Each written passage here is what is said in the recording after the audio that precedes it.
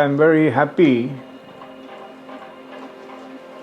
to speak to everybody connected with SOS High School, Southern Nagpur, and particularly grateful to Chanchal Singh Jabbal and his nephew, both ex-students. That's what gives me great pleasure that two ex-students came in just now and asked me to say a few words. Now, I don't know how to keep to a few words because my life has been connected with the SOS school for very, very, very long. To start with, I came here as a young boy in 1956, and as we would say in America, I graduated from high school. In those days, I'm one of the three batches, the first of three batches when they restarted the senior Cambridge section, which was conducted directly from England. In other words, the syllabus was from England, question papers and came from England, and the papers too on which we wrote, and the answer papers went back to England for correction. So I passed out from SOS school. I passed the senior Cambridge in the year 1961. So from 56 to 61, I was in SOS school. The same year, the first batch of higher secondary, 11th class higher secondary, also passed out, my classmates, but we passed out a little later in December because Cambridge exam was in December. Then, much later, when I was a teacher in SOS, they started this present 10 plus 2 plus 3, where the 10th class became then the metric class. Now, that was in brief my school, but my school experience was fantastic because it was a great school. The original French priests some of them were still there when I came, and the teachers of old were not yet retired, so I had the benefit of being taught by all these great people. And not more than that, that whole spirit of Saint Francis de Sales, the great Saint Francis de Sales, and the Saint Francis de Sales school,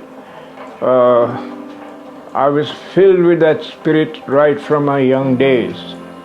Then I passed out and then did my seminary training, my graduation from SOS College, further studies, and in in June 1971, 10 years later, I returned to SOS school as a priest and a teacher. And since then, I was on the staff of SOS school for 36 long years. So I'm just don't know where to start and where to end. There's so many wonderful experiences that I had. And I'm very grateful, of course, to very many people on the staff, starting with Father Matthew Fernandez, to whom I give all credits. God bless the good man who continues to bless and pray for us. And thereafter, of course, Father Oswald de Souza took over for 6 years, and then came Father Maurice Fernandez, who also went on for a long time, from 1982 to 1995. At that time, even earlier, somewhere by the year 1980, I became the vice principal of SOS school and continued till both had retired. So Father Morris retired in 1995, and the same year I took over as principal. We had, of course, by that time and much earlier too, we had both the primary, the high school and the junior college. And later on, I was to also teach English in the junior college. So I have had a long association, but of course, apart from the good teachers there, I think the greatest joy of mine there was the students. I was in love with them. hopefully they all were in love with me. And I'm happy to say that I was initially very, very strict. I mean, still following that biblical axiom, spare the rod and spoil the child, and I used the cane just as the cane was used on many. I never got the cane, incidentally, though I got it from my own mother, but not in the school. In the school I was considered a good boy, and also I did well in my studies. But as a teacher I did use the cane, and I apologize to all those, but I'm happy to say that the boys who tasted the cane are the ones who still keep loving me a lot. So that was the great thing. And as the Mukul Vasnik, who later became a union minister, he once told me, when I said, Mukul, I must apologize, and he said, not at all, father. I'll tell you something, he said. You know, you were very strict with us, and we got the cane, but we never ever took it amiss. I like the words he used. We never doubted the motive for your punishment. We always knew you meant well. You wanted to make us straight and put us on the right path.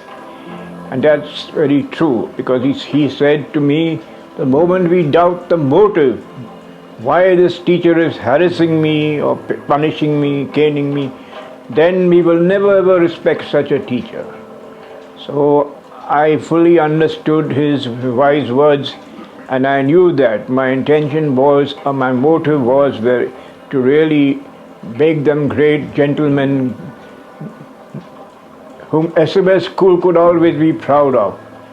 And indeed, many have turned out and doing very well today. Some retired, of course, but because the students I taught were from 1971 till 2007. So you can say I was in that school for 36 long years. So from 1995 till 2007 as principal. So these were the golden times and the golden years of SOS.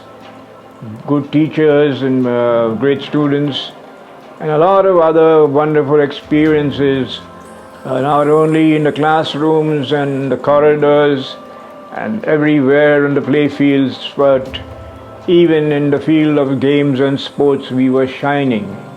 In fact, from 1995 onwards, I brought out about at least eight school bulletins which contain a lot of good news and information about the various activities at that time. But finally, I had to say goodbye. As luck would have it, I was not able to meet the school staff and students in what we call a farewell program. But whatever that be, I am happy to even give this short message on the anniversary of the school, on the 155th anniversary of the school. My advice, I'm old enough to give advice, but I don't want to give advice as such. But all I wanted to say is, to all the students and the ex-students, always live up to your motto, Sapere Aude, which is Latin for dare to be wise. So once again, thank you everyone, God bless you all, and dare to be wise.